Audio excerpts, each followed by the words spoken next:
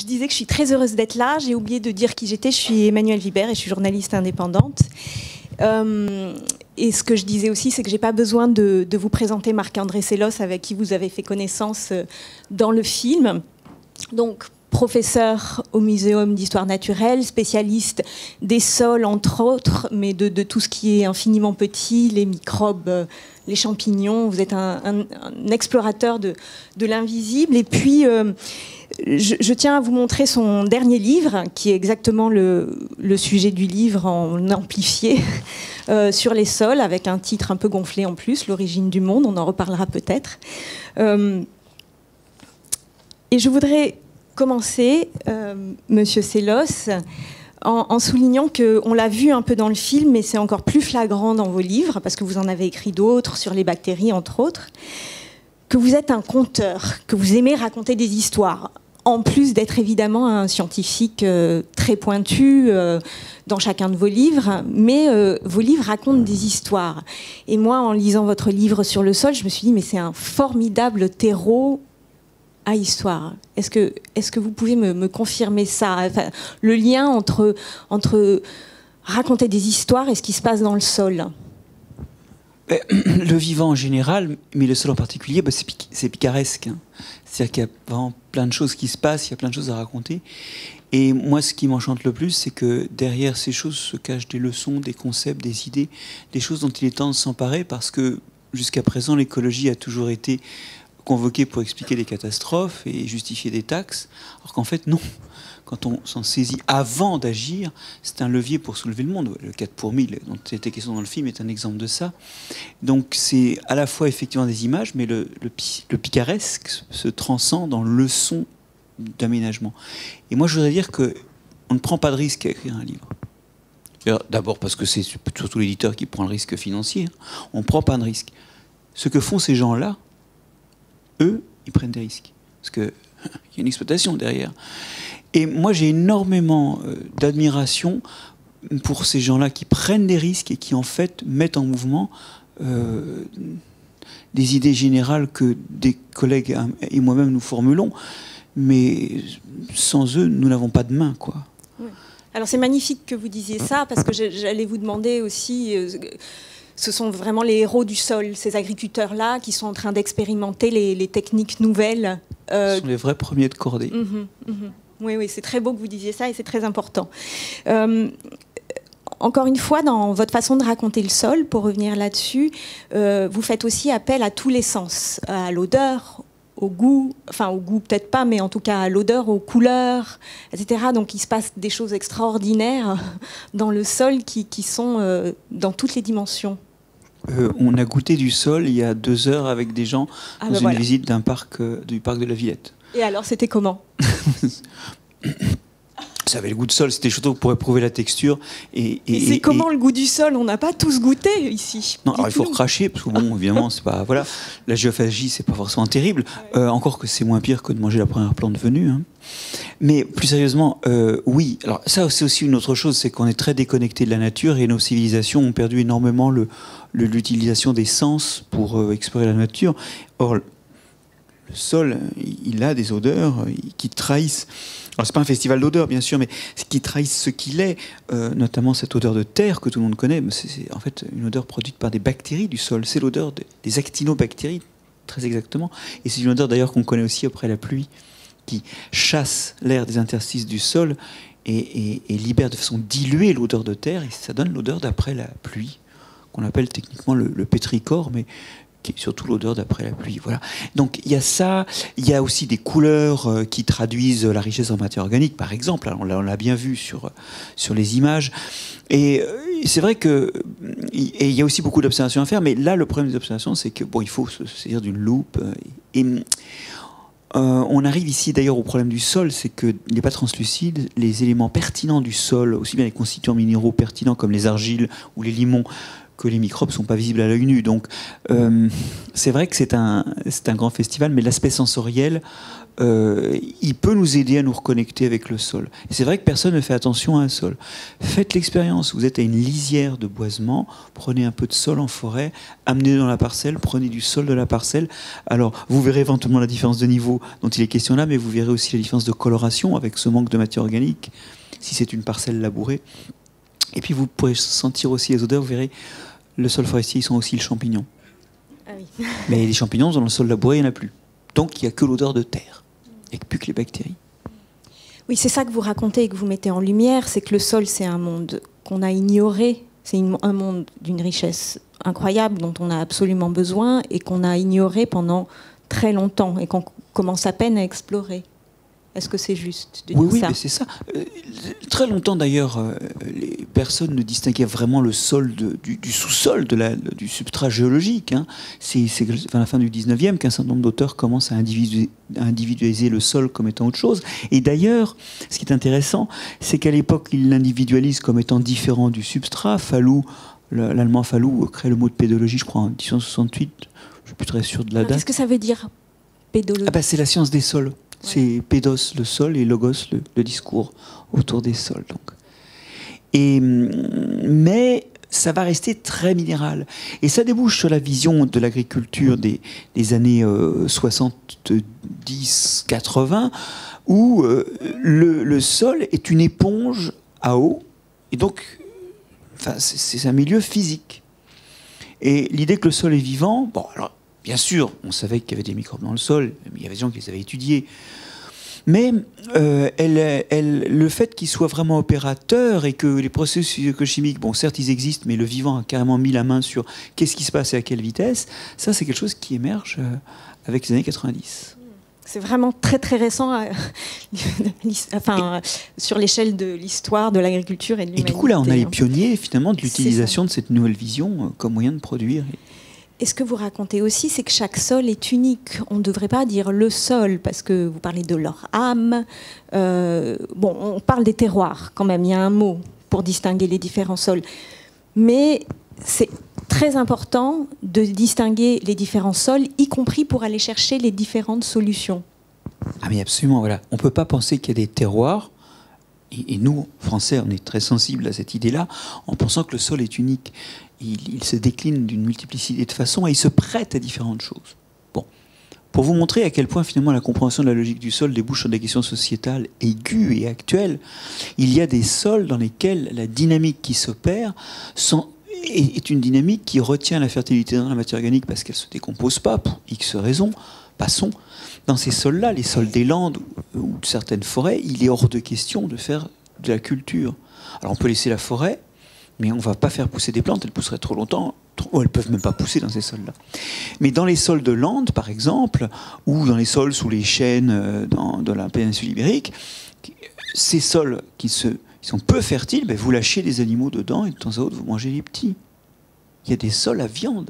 Il y a des sols où ce qu'on peut faire, qui respecte le plus leur logique et qui est le moins interventionniste, qui va nous coûter le moins de CO2, le moins de combustible fossile, c'est de faire de la viande. Là, je suis en train de défendre un élevage extensif avec des animaux qui vivent une vie acceptable, hein, bien sûr. Et voilà. Alors, vous allez me dire, ça ne va pas faire beaucoup de viande. Ça tombe bien, on en mange 5 à 6 fois trop. Donc... Voilà. Et donc parler de la vie des sols, c'est parler de notre alimentation aussi, oui. Et chercher les équilibres et tout ce qu'on doit changer pour ça. Est-ce que on peut quand même aller sur le terrain du constat terrible de l'état global des sols et pourquoi il est important de changer notre regard et d'aller vers ces solutions et de les explorer. Voilà, parce qu'on n'a pas encore parlé du fait qu'ils étaient très très malades et qu'on les avait largement appauvris. Alors le verre, il est à moitié vide et à moitié plein. Ah. Bon, alors, il est à moitié vide parce qu'effectivement, vous avez vu qu'on altère la vie du sol, mais il y a quand même quelques vers de terre qui restent. Hein. On a une érosion qui les fait fondre sous nos yeux. Et ça, c'est pas satisfaisant parce qu'il faut plusieurs milliers d'années pour arriver à faire un sol. Donc on ne peut pas les refaire demain. C'est quelque chose dont on hérite, dont on peut encaisser effectivement, c'est ce que je dis dans le film, les intérêts, mais il faut préserver le capital. Donc, effectivement, ça va mal. Et puis, ça va mal pour plein d'autres raisons, mais par pitié, arrêtons les jérémiades. Essayons de comprendre comment ça marche. Reprenons les choses en main. Nos sols, il y a un très bel atlas des bactéries du sol de France qui est paru. Il est beau parce qu'il est aussi beau visuellement, je trouve, qui est paru après les travaux de l'INRA de Dijon, qui montre que, en fait, dans nos sols agricoles, on n'a pas forcément moins de diversité. On a moins d'individus de chacune des espèces de microbes, et de bactéries dans ce cas-là. On a moins d'individus. Et ça, c'est le début du crash, effectivement. Avant de s'éteindre, une espèce voit son nombre d'individus diminuer. Par exemple, il reste 2 rhinocéros blancs. Alors l'espèce n'est pas éteinte, mais bon, c'est 2 mâles. Donc il y a quelque chose qui est en train de se passer, ça c'est toujours le verre à moitié vide, mais les espèces sont là. Et donc, il est tout à fait temps, l'agriculture conventionnelle, les gens qui l'ont inventé sont pas des fous. La dégradation est lente, au moins dans nos régions. Bon, quand on exporte sous les tropiques, c'est différent. Là c'est beaucoup plus rapide. Ça peut prendre 2-3 ans et puis le sol. Pourquoi une telle c'est pas les mêmes sols. Voilà. Et en particulier, c'est les sols qui ont énormément besoin de matière organique, parce que les argiles sont instables dans les sols tropicaux à cause de la température. Et donc, c'est la matière organique qui fait tout. Chez nous, la matière organique fait des choses qui, en partie, se superposent, mais pas complètement, hein, mais se superposent à ce que font les argiles. Donc chez nous, c'est jouable, vous voyez, d'avoir moins de matière organique. Bref. En tout cas, chez nous, c'est pas quelque chose qui abîme les sols très vite. Donc, voilà, c'est l'histoire du type qui saute du dernier étage de la Tour Eiffel et qui passe au second étage et qui se dit pour l'instant ça va, mais il va falloir faire quelque chose avant d'arriver au rez-de-chaussée. Et donc on peut, puisque le fond est encore là, la diversité est là, il faut trouver les autres gestes et c'est ce qu'ils font. Est-ce qu'on peut rentrer dans le détail de ce qu'on a vu dans le film? Qu'est-ce que vous pensez de ces techniques-là? Est-ce que c'est sur la bonne voie? Est-ce qu'il y a des détails qui vous ont surpris? Ou est-ce que c'est exactement ce que vous étudiez et ce vers quoi vous pensez qu'il faut qu'on aille? Alors, je vais être très sincère, je ne sais pas. Et je vous invite à examiner le point que quelqu'un est sérieux et fiable quand il vous dit à un moment « je ne sais pas ». Parce que comme ça, vous savez, quand il vous dit « ah oui, je sais bien », il doit avoir quand même raison de le faire et pas juste une gesticulation. En fait, moi, je sais comment fonctionnent les sols. Mais je ne suis pas agronome. Je ne suis pas agronome, je ne suis pas agriculteur, et c'est des métiers différents. C'est des métiers qui gagnent beaucoup à échanger. Moi, c'est en rencontrant des gens, des agriculteurs et des forestiers que, en fait, j'ai compris ce que c'était que les sols beaucoup plus que par mes études. D'accord? Donc, ça ne veut pas dire qu'il ne faut pas qu'on parle ensemble, au contraire. Mais moi, je ne sais pas. Je ne sais pas si ça marche dans leur bassin de production. Je ne sais pas si c'est exactement la même chose qu'il va falloir faire dans un autre bassin de production. Ça, c'est un objet de recherche. On n'a pas mis au point l'agriculture conventionnelle en 2 ans. On ne va pas non plus mettre au point cette agriculture alternative en très peu de temps. Ça prendra du temps, mais ça passera par des essais comme ça. Ça passera par des liens avec la recherche. J'ai le sentiment profond qu'on n'est pas loin du bon système. Je suis quand même emmerdé pour être très sincère par le résidu de pesticides qu'on utilise. Peut-être qu'à ce moment précis, on ne sait pas faire mieux. Peut-être que demain, on saura faire mieux. D'accord? Il faut l'espérer. Je veux dire, à un moment, on ne savait pas voler. Bon. Ben, on a fini par réussir à voler des avions. Alors, on dirait, c'est peut-être pas ce qu'on fait de mieux, mais toujours, bon. Donc, il va falloir, il y a des marges de progrès, je pense, par rapport à ce modèle. Mais ce modèle, il est déjà infiniment plus vertueux que ce qui existe. Est-il généralisable ou pas? Vous voyez, l'idée, c'est que moi, ça, je sais pas. Et c'est que collectivement, ah oui, avec des chercheurs, avec des agriculteurs, puis des consommateurs qui achètent les produits. Donc, c'est avec vous, en fait. C'est-à-dire que c'est nous qui travaillons le sol. Vous savez comment on travaille le sol? Je vous ai amené l'outil avec lequel je travaille le sol. On est très curieux. Ah. C'est la carte bleue. Je suis désolé, elle n'est pas bleue. C'est la carte bleue. Parce que quand vous achetez un produit, vous justifiez la façon dont il a été produit. Donc c'est vous qui travaillez le sol. Donc on a aussi besoin de former les gens. Hein. Et dans le désastre de l'enseignement de la biologie en France, puisqu'elle a disparu du lycée, hein, elle est en option, j'ai fait partie de la commission des programmes qui a rempli les quelques petites heures qui restaient. Et en seconde, dernière année de SVT, on a empilé l'éducation sexuelle, l'éducation à la santé, l'alimentation, et on a mis le sol et on a encouragé les profs à faire une excursion pour emmener les élèves dans une exploitation agricole. 1 heure par semaine, on a pissé dans un violon, mais j'y crois profondément. L'autre partenaire de cette mutation, c'est le consommateur, Et c'est pour ça que j'ai écrit ces livres. Voilà, on a publié aussi une BD avec Mathieu Burnia chez Dargaud qui s'appelle Sous terre, au début de l'année. Il faut se battre vraiment pour redonner les clés aux gens. Oui, j'en profite pour souligner que c'est vraiment l'esprit de ce festival aussi, que j'invite toutes les personnes présentes dans la salle, si vous ne l'avez pas déjà fait, à aller au centre événementiel où il y a un tas d'exposants qui sont là aussi pour nous aider tous à passer à l'acte et à faire ce que vous conseillez justement, c'est notre travail de citoyen. Même quand on n'est pas agriculteur, on peut aider les sols, en fait. C'est ça que vous expliquez. Ok. Donc, quand même, si on revient sur cette idée d'arrêter les labours, qui est une révolution des consciences, est-ce qu'il y a d'autres pratiques agricoles, même si vous allez me dire, je ne sais pas, mais vous avez sûrement des pistes qu'on peut changer comme ça? Disons que non, là où je peux répondre, c'est que je vois bien ce qui n'est pas durable.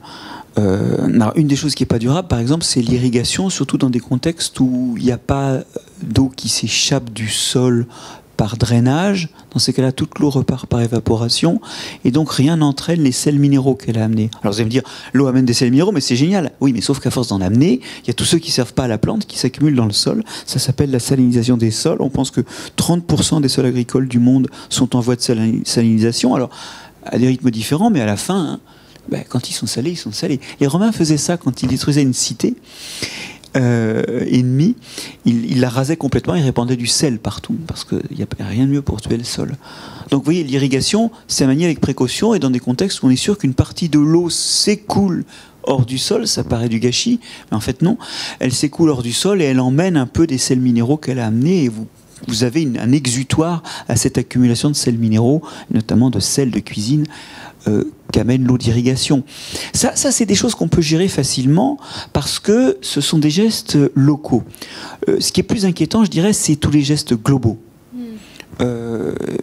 C'est toutes les pollutions globales, pardon. Je pense par exemple aux microplastiques. Il pleut 20 kilos de microplastiques par hectare et par an au milieu des parcs naturels américains. Pourquoi? Parce que ces petits débris de plastique, ils passent dans l'air et ils pleuvent là.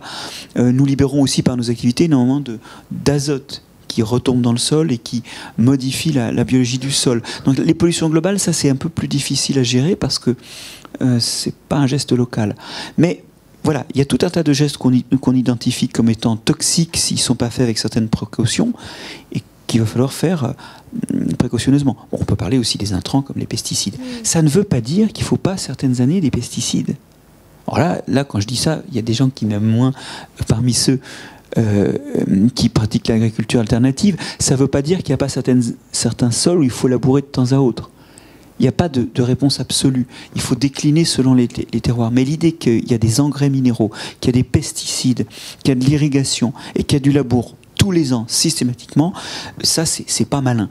Et d'ailleurs, il y a des grosses méta-analyses qui commencent à sortir qui montrent que, en fait, on peut mettre beaucoup moins, rien qu'en continuant en conventionnel, on peut mettre beaucoup moins de pesticides sans perte de rendement.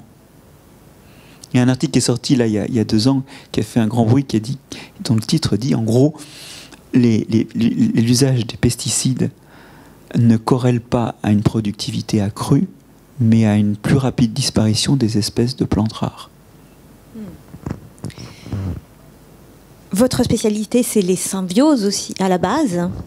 Et vous parlez d'un vrai dialogue dans le sol entre les différentes espèces. C'est aussi pour ça que c'est important de souligner les pollutions dont vous venez de parler, celles des microplastiques, parce qu'elles viennent, ou des pesticides, parce qu'elles viennent au fond perturber ce dialogue. Est-ce qu'on peut dire ça? Oui, c'est sûr. Alors, et on ne sait pas très bien comment, en fait, dans le détail. Ça, c'est encore assez inconnu. Mais par contre, oui, c'est un lieu de dialogue. Alors évidemment, dans le sol, on ne pousse pas des grands cris, parce que c'est plutôt un isolant phonique, donc les dialogues ne sont pas des dialogues sonores, mais ce sont des dialogues chimiques. Effectivement, il y a tout un tas d'interactions qui se produisent. Alors, il y en a qui sont assez cruelles. Vous savez, nos antibiotiques sortent des sols. Ça, c'est une autre raison d'ailleurs de s'intéresser à la biodiversité des sols, c'est qu'elle peut servir hors du sol. pénicilline, streptomycine, actinomycine, céphalosporine, tous ces trucs-là, c'est des microbes du sol. Et si ça nous renvoie au problème chimique, c'est qu'en fait, c'est des trucs avec lesquels ils se tirent la bourre les uns les autres, quoi. À la base, c'est des molécules par lesquelles certaines espèces bousillent les autres pour manger à leur place, quoi. Donc il y a des dialogues qui sont pas sympas comme ça, puis il y a des dialogues plus sympathiques, et notamment l'un d'entre eux qui est vraiment important, et que le labour finalement abîme en abîmant un partenaire, c'est que les racines des plantes émettent des molécules qui attirent des champignons, qui pénètrent dans les racines, et c'est là-dessus que travaillent mes équipes de recherche, hein.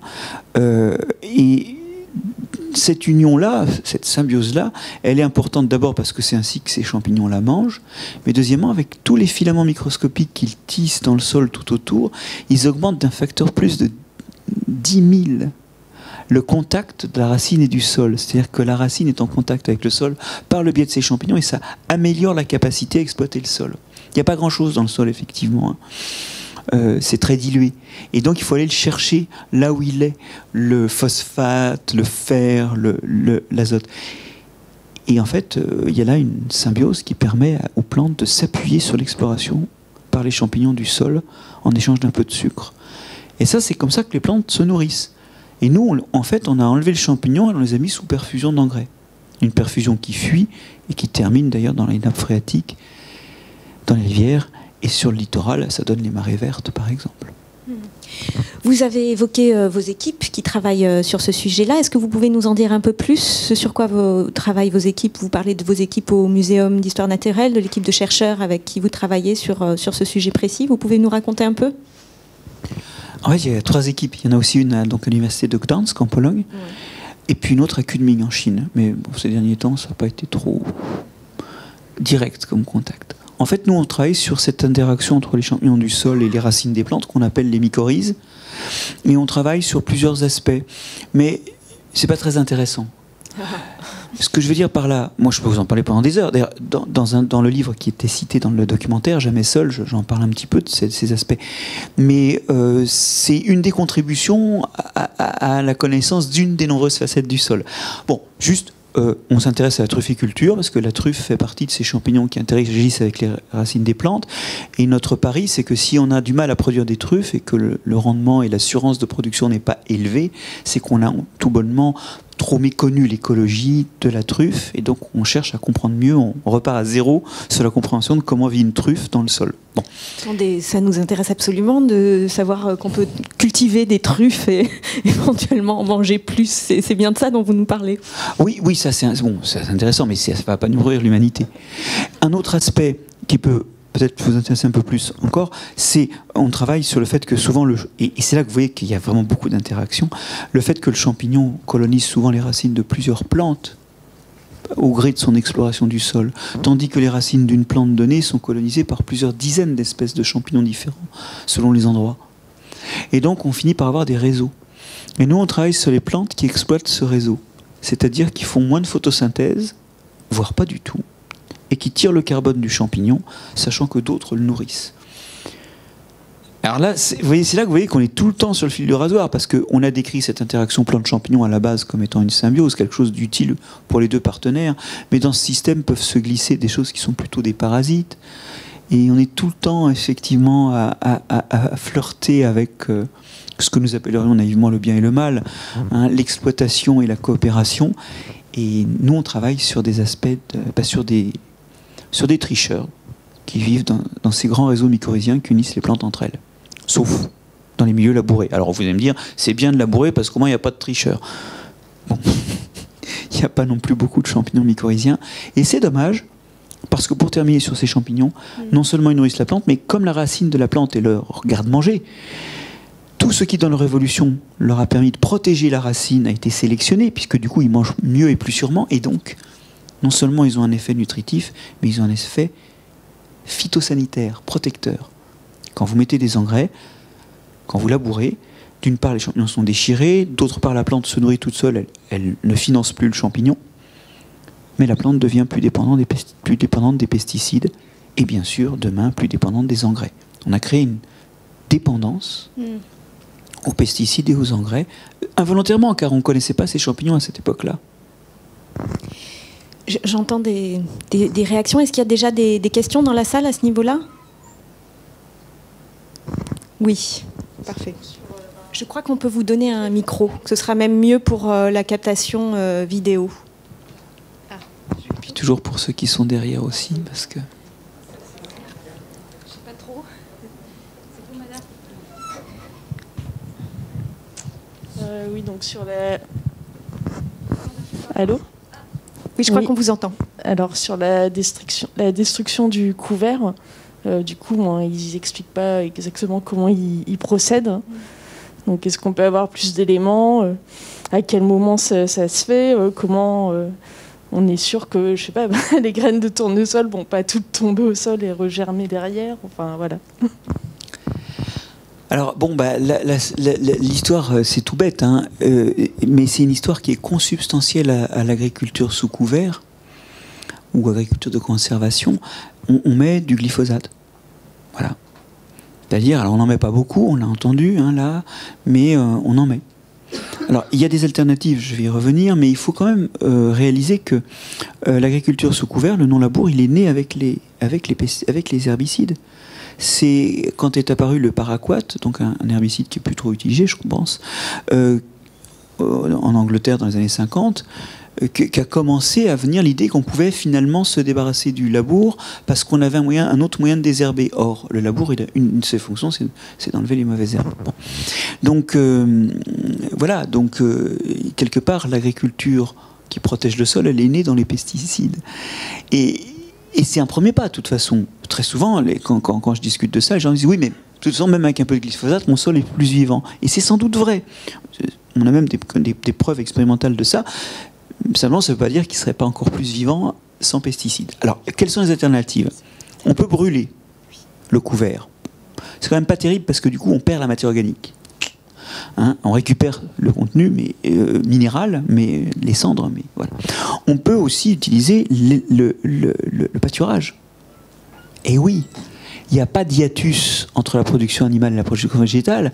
Et il y a en arboriculture et en viticulture des domaines qui commencent à utiliser le pâturage pour supprimer l'herbe. Bon, il y a une agriculture qui n'a jamais labouré. Alors, et ça, il faut quand même le dire, hein, parce qu'on a un peu l'impression qu'on est en train d'essayer d'inventer un truc bizarre.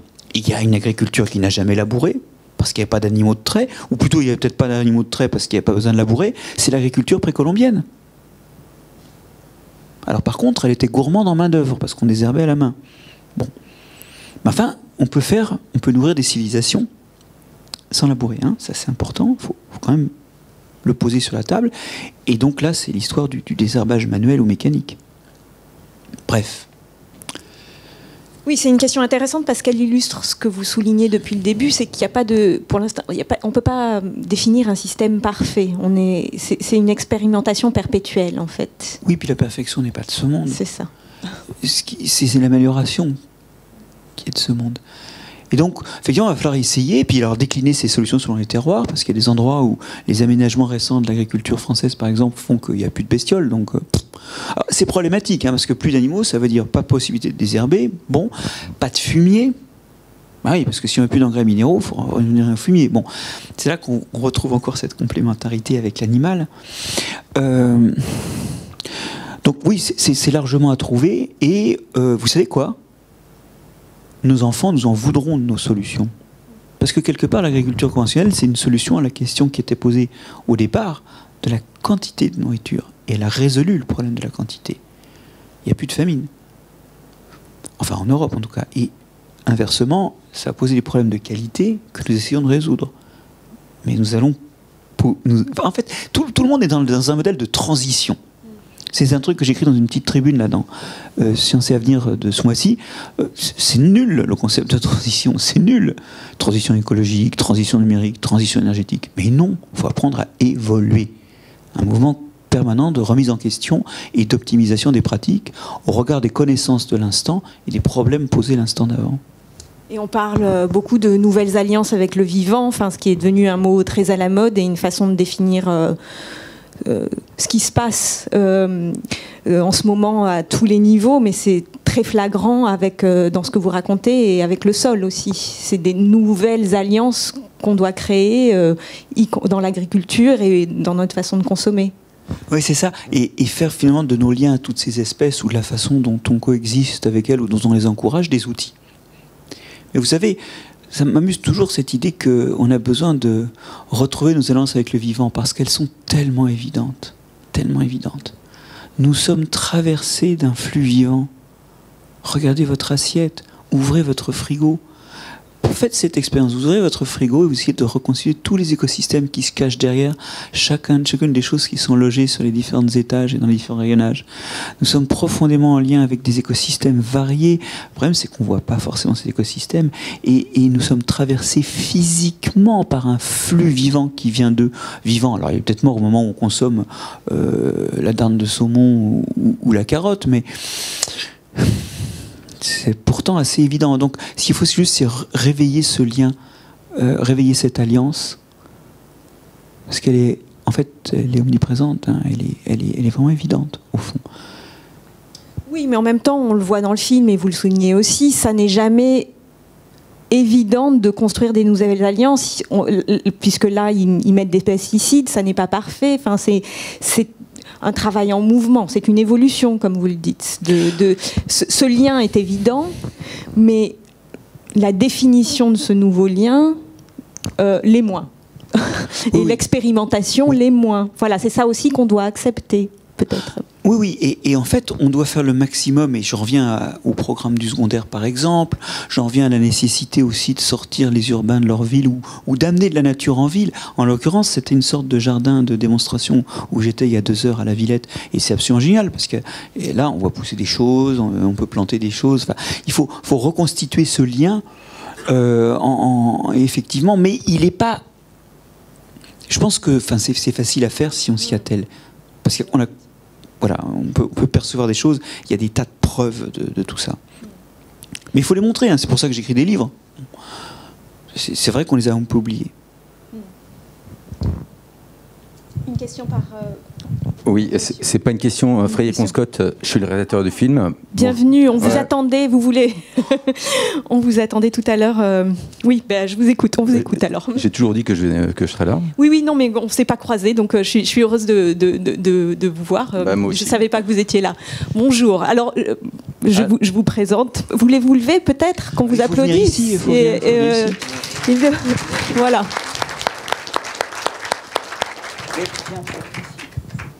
Alors, oui, je ne sais pas si je ne sais pas s'il y a une chaise supplémentaire. Oui, on va voir.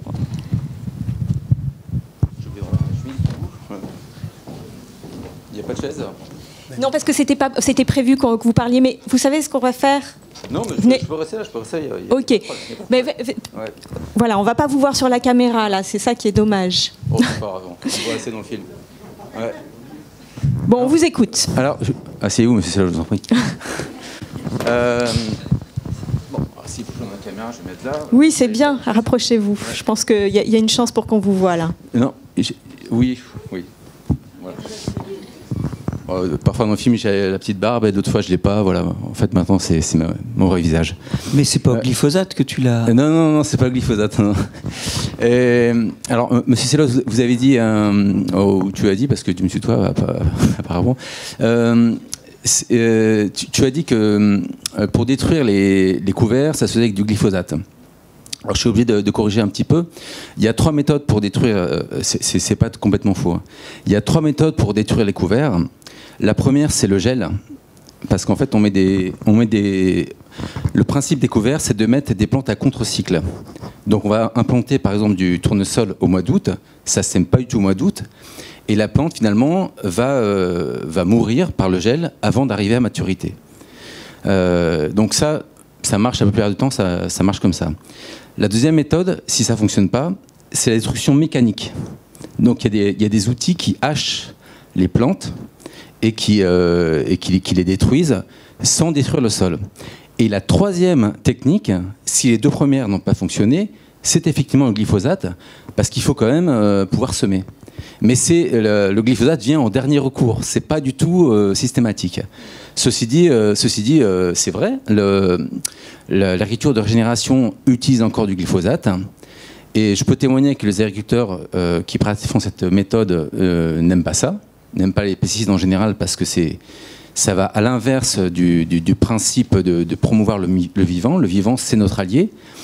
Et on va trouver la solution. Mais on ne va pas trouver tout seul. Voilà. J'avais dit que j'étais pas agronome. Hein? J'avais dit que j'étais pas agronome. Non, mais je m'en veux pour le gel. Je bouillais, je me dis non, je peux pas laisser dire ça. mais tu as raison de parler. Mais voilà, le gel, par contre, c'est typiquement un truc assez astucieux. Je m'en veux de l'avoir oublié. Ça, c'est très très astucieux, par exemple, parce que ça coûte pas cher. Et en espérant qu'il continue de geler l'hiver. Voilà. Est-ce que ça marche avec tout type de culture? Enfin, du blé au chou-fleur, en passant par, je sais pas, les betteraves, ou c'est réservé à certaines cultures pour l'instant? La régénération? Oui. Alors, la génération, le principe de la régénération, c'est de faire 2 cultures par an, donc une pour soi-même et une qu'on rend au sol, et en s'efforçant de rendre au sol plus que ce qu'on lui a pris. Donc ça marche pour toutes les cultures. Maintenant, au niveau système de production, il y a des cultures pour lesquelles c'est plus facile que d'autres, pour lesquelles on maîtrise mieux le process que pour d'autres aujourd'hui. Mais par exemple, les pommes de terre, aujourd'hui, il y a des gens qui essayent de faire des pommes de terre avec ce système, mais sachant que les pommes de terre, sans travailler le sol, on a encore du mal à faire des pommes de terre sans travailler le sol. Enfin, pour l'instant, on n'y arrive pas de façon massive. Voilà. Mais le principe de l'agriculture de régénération, c'est ce qu'on appelle aussi la permaculture, en fait. Hein. C'est en maraîchage. C'est un principe qui existe, ou l'agroforesterie, c'est aussi une forme de manière de régénérer les sols. C'est un principe, normalement, qui fonctionne pour toutes les productions. Est-ce qu'on a une idée du nombre d'agriculteurs qui pratiquent cette agriculture-là aujourd'hui en France et même dans le monde? Alors là, je vais faire comme Marc-André Sellos, je vais dire, je sais pas. Et on est 2. Hein. On est 2, mais au doigt mouillé, je dirais qu'on est sur quelques pourcents de la surface agricole utile, pas plus. L'absence de labour, il y en a de plus en plus. Donc au Brésil, il y a beaucoup de surfaces sur lesquelles ils ont complètement arrêté de labourer parce qu'ils n'avaient pas le choix en fait. C'est notamment dans les pays, dans les provinces du sud du Brésil, les sols étaient en train de partir. Il n'y a pas d'argile. Il n'y a pas d'argile, donc il n'y a que la matière organique qui colle les morceaux de sol ensemble et qui retient la fertilité. C'est pas de la vraie régénération qu'ils font, mais au moins c'est une première étape, ils arrêtent de détruire les sols. En France, on était vraiment très peu nombreux pour l'instant. De plus en plus nombreux.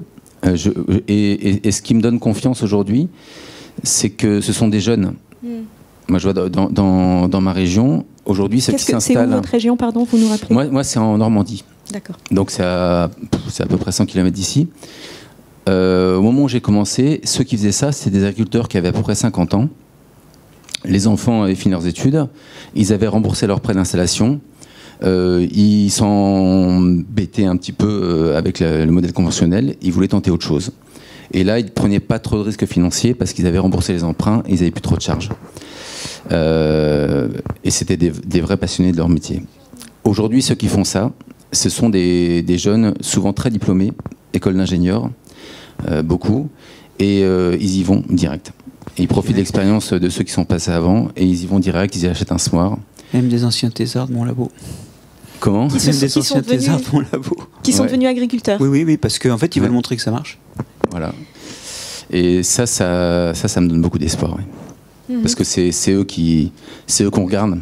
Et c'est eux qui vont être imités plus tard. Et vous avez fait ce film aussi pour diffuser cette pratique, pour la promouvoir auprès des agriculteurs. Pourquoi vous avez fait ce film, au fond? Alors, j'ai fait ce film pour 2 choses. Déjà, c'est que donc, j'étais dans ce groupe de GI2E. J'ai fait partie du groupe. Au début, on ne savait pas comment faire, donc on s'est mis en groupe pour essayer de comprendre comment ça fonctionnait.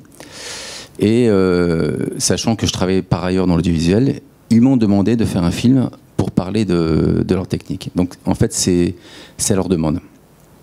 Et moi, j'ai posé tout de suite sur la table, j'ai dit, il faut que ce soit un film qui parle aux agriculteurs, mais qui parle aussi à des gens qui ne sont pas des agriculteurs.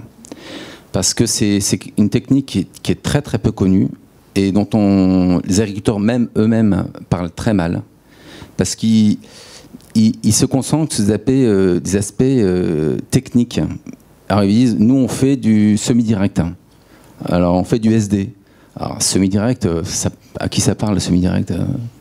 Et donc j'ai essayé d'utiliser un petit peu le fait que je vivais aussi une bonne partie de l'année à Paris, donc je parlais avec mes amis et j'ai compris en fait comment il faut leur parler aux Parisiens, parce que moi-même je suis un peu parisien et c'est pas des termes techniques qui leur parlent.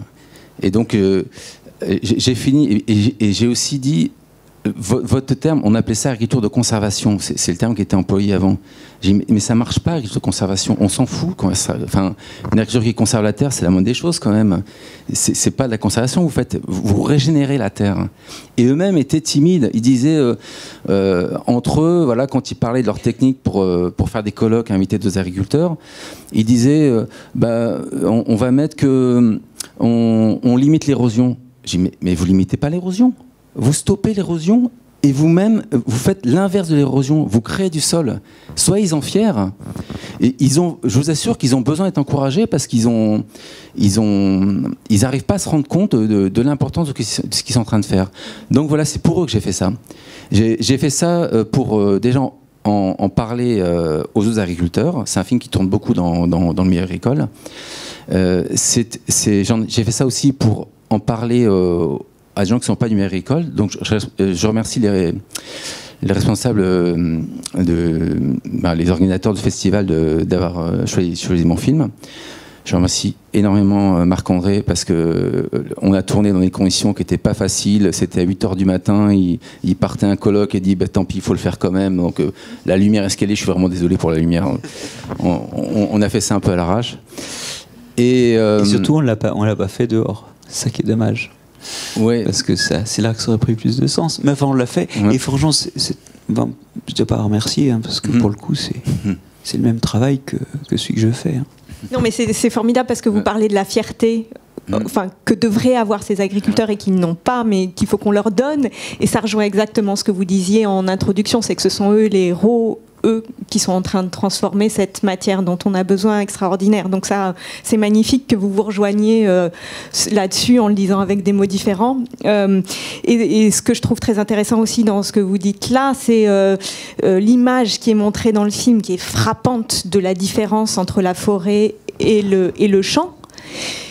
Et c'est ce tracteur qui va et vient et qui est ces plantations et qui au fur et à mesure recrée du sol exactement comme la forêt crée du sol. Donc c'est ça, cette fierté que peuvent avoir les agriculteurs, c'est celle de travailler comme ces agriculteurs qui travaillent dans ce sens-là, c'est celle de travailler comme une forêt en fait. C'est magnifique ça, cette image-là dans le film. Et je voudrais juste ajouter un dernier point, parce que je comprends parfaitement la critique par rapport aux pesticides qui restent. Ne disqualifions pas cette agriculture sous prétexte qu'elle utilise encore des pesticides. Ça, c'est vraiment important. Ouais. Je vous assure que les agriculteurs qui font ça, le pesticide, c'est leur ennemi. Ils font ça parce qu'ils n'ont pas le choix.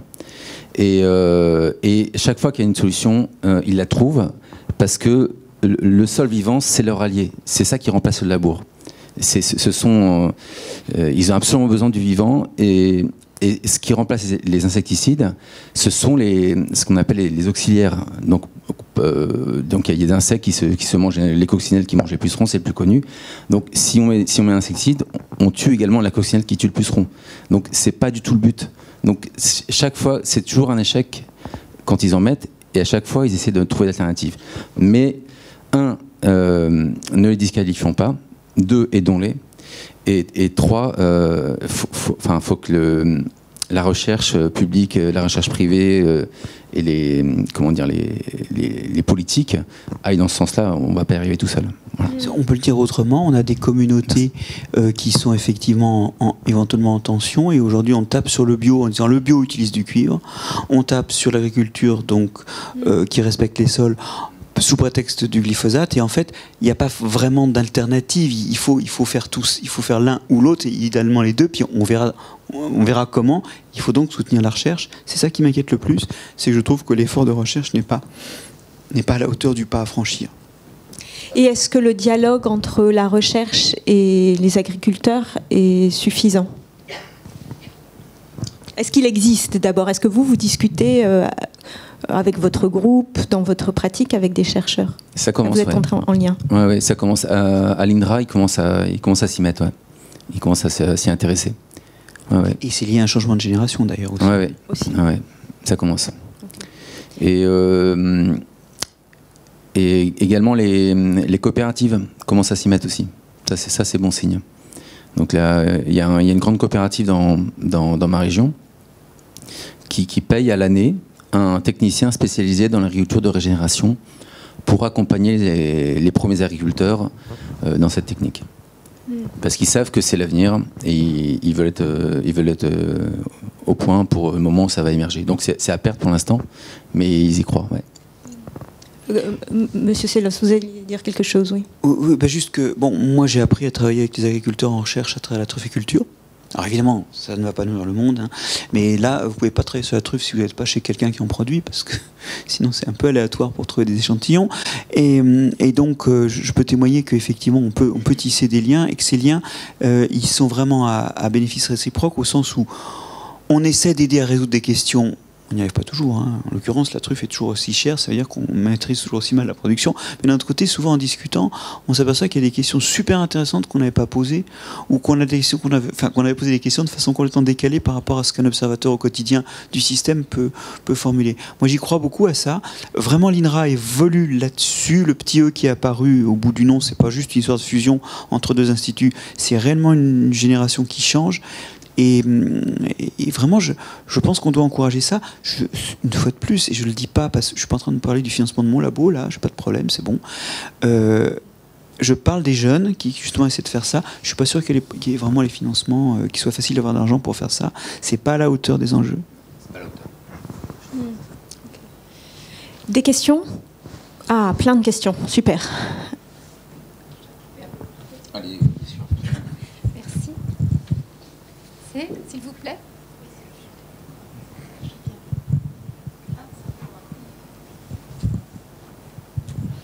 Oui, bonjour à tous. Moi, je suis ravie de voir ce film parce que je fais un peu de permaculture à mes heures perdues. J'aime bien l'idée de la transition, malgré tout, parce que c'est aussi se dire qu'on est en mouvement pour passer d'un état à un autre.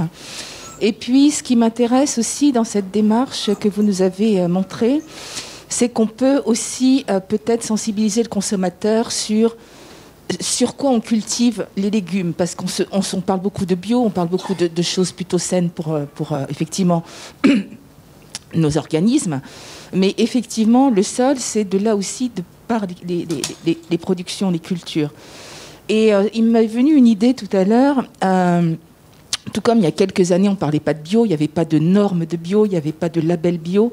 Est-ce qu'on ne pourrait pas un jour faire un label pour aller plus loin que l'histoire du bio, mais aussi dans la notion de respect de la nature et des écosystèmes et de l'éthique de la culture, et de se dire que finalement, on encourage aussi à travers un label, on identifie les producteurs qui vont encore plus loin que de respecter les légumes ou les produits qu'ils cultivent, mais qui vont aussi capitaliser et, je dirais, aggrader leur outil et aussi notre patrimoine.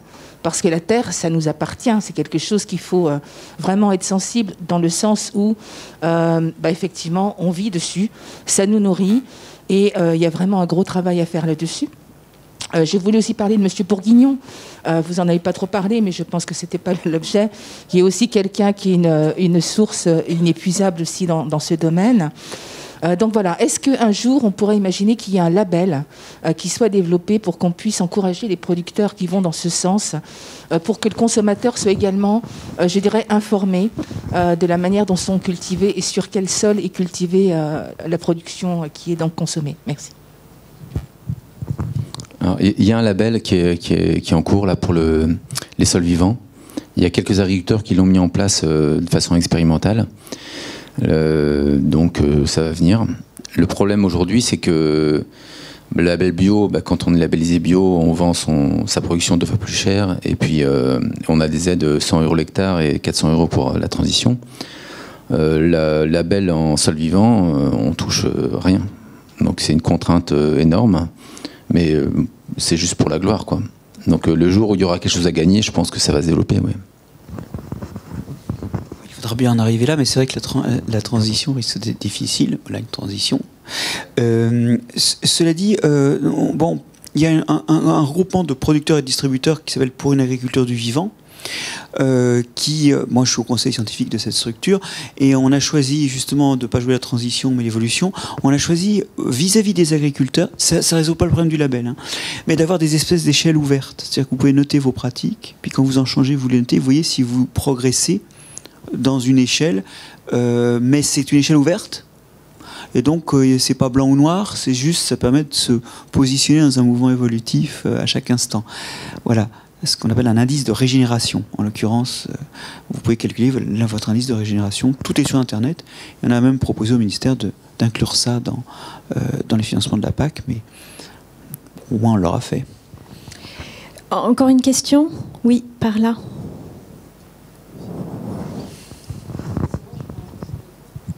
Non, c'est mieux avec micro si vous voulez bien, parce que comme ça, voilà, les internautes qui regardent ça, vous entendront aussi. Merci, bonjour. Alors, moi, je suis professeure de SVT. Donc, merci, Monsieur Sellos, d'essayer de faire votre possible pour que notre matière soit un peu mieux représentée. Au vu des résultats, vous ne devriez même pas me remercier. Non, mais bon, voilà. Et puis, je suis aussi issue d'une famille d'agriculteurs en agriculture conventionnelle. Donc, ça donne parfois des discours familiaux assez enflammés. Et du coup, je suis aussi assez consciente des difficultés d'ailleurs qu'il rencontre. Et récemment, mon oncle a essayé justement d'introduire, de commencer à faire des couverts végétaux entre deux récoltes. Et il a choisi plutôt des couverts végétaux à base de légumineuses. Donc j'imagine que c'est par rapport à l'apport en azote. Je voulais savoir ce que vous en pensiez. Voilà. Est-ce que c'est quelque chose que vous avez testé et quels sont les avantages et les inconvénients par rapport aux couverts végétaux dont vous avez parlé? Merci. Alors effectivement, les légumineuses sont une famille de plantes la plus utilisée pour les couverts. Oui. Donc les couverts, vous avez vu dans le film, c'est d'avoir le plus de diversité possible, mais on essaie de faire en sorte que ce soit utile pour le sol. D'accord, mais aussi pour l'agriculteur derrière aussi. Et ce qui coûte le plus cher en fait en agriculture, c'est l'engrais azoté. Et c'est aussi ce qui est le plus polluant, parce que c'est fait avec des énergies fossiles. Donc il y a des plantes, des familles de plantes qui s'appellent légumineuses, qui sont capables de fixer l'azote de l'air. Donc l'azote, c'est le gaz qui est le plus présent dans l'air. L'air, c'est pas de l'oxygène, c'est de l'azote principalement. Mais les plantes ne sont pas capables seules de le fixer. Donc il y a des plantes qui s'associent avec un micro-organisme et qui sont capables, par un processus de symbiose, de capter cet azote qui est dans l'air et de le mettre dans le sol. Donc effectivement, les légumineuses sont un moyen de capter l'azote qui est dans l'air. C'est des agriculteurs qui vont... Enfin, c'est de l'ingénierie, hein, c'est de la bio-ingénierie. Cette forme d'agriculture, c'est passionnant et très, très, très difficile. Et ça, les Incas le faisaient avec d'autres plantes qui sont des aulnes. Columel, agronome antique latin, hein, romain, donne la recette. Et ça veut dire que ça fait très longtemps que les agriculteurs savent par des gestes indirects gérer les microbes du sol, puisqu'ils ont su le faire finalement avant même de connaître les microbes. Là, en l'occurrence, en plantant ces plantes, on sait très bien que ça dope la quantité de ces bactéries dans le sol, ce qui fait que quand on les replante ensuite, elles sont encore plus colonisées. Donc on peut effectivement, avec des gestes purement agricoles, commencer à piloter la vie du sol, même sans être un spécialiste de microbiologie. Ça, on le fait depuis très très longtemps. Et je pense que c'est assez exemplaire, hein, pour dire que les solutions, ça fait longtemps en fait qu'on en pratique certaines. Et vous avez vu que c'était du trèfle, hein, qu'ils retrouvent sous le couvert, hein. Ben, c'est une de ces légumineuses. On doit arrêter là. Ah, une dernière question. Bonjour, on adore. Bonjour à tous et merci pour tous ces renseignements. Mais est-ce que ça marche? Je voudrais savoir ce qu'est devenu le jus d'ortie, s'il vous plaît. Parce que c'est le couvercle qui m'a le plus plu, parce que c'est une denrée qui ne coûte pas cher, ça pousse partout. Et donc, ce serait une bonne alternative Voilà, donc je voudrais savoir, l'agriculteur qui a essayé ça, s'il le développe. Ah ben non seulement il essaye, mais maintenant il continue et il l'utilise tous les ans systématiquement. En fait, ça s'appelle donc le terme générique, c'est les purins, un purin d'ortie. Voilà, alors, il y a des purins de prêle, des purins d'ortie, des purins de plein d'autres plantes. Pardon ? De consoude, tout à fait, exactement, voilà. Et donc ça fonctionne très bien. Et actuellement, il y a des fabricants, bon, chacun son métier, hein, donc il y a des fabricants qui mettent ça sur le marché, donc des fabricants qui vendent des produits phytosanitaires, mais des vrais produits phytosanitaires, c'est-à-dire des produits de santé des plantes. Et c'est pas des pesticides, donc des vrais produits de santé des plantes. Et ça se développe sur le marché, voilà. Donc ça fonctionne, oui. Bon, un autre formidable exemple d'alliance entre les humains et les autres êtres vivants, celui du purin et des agriculteurs. Marc-André, c'est un dernier mot, parce qu'on doit... Voilà. Non, parce qu'on parlait de retrouver des alliances, mais ouais. Quelque part aussi, ce qu'on est en train de dire, là, s'il faut retrouver des alliances entre hommes, finalement, ne pas laisser les gens crever avec des pesticides dans les mains dans les campagnes pour nourrir les villes. Il faut qu'on retrouve nos liens entre nous et entre les régions. Voilà, créons des alliances à tous les niveaux. Je vous dis juste que ce livre de Marc-André Sellos et les autres sont à vendre dans un espace librairie à la sortie. Ah non, par là, me fait-on signe. Et puis aussi au centre événementiel. Je ne sais pas si M. Sellos voudra vous signer des exemplaires. Demandez à un auteur s'il veut la vie. C'est ça. Et votre film, est-ce qu'on peut le revoir, le diffuser sur Vimeo? Il est en accès libre, c'est ça? En accès libre sur Vimeo, il est en accès libre sur YouTube. Donc en accès libre, je répète parce que vous n'aviez pas le film Réparer la Terre en accès libre sur Vimeo et sur YouTube, donc à diffuser abondamment. Voilà. Il y a 2 Réparer la Terre. Je me suis rendu compte après qu'il y avait quelqu'un qui avait déjà pris le nom, et donc c'est l'un des 2. Voilà. De Frédéric Scott, voilà. Merci beaucoup à vous deux.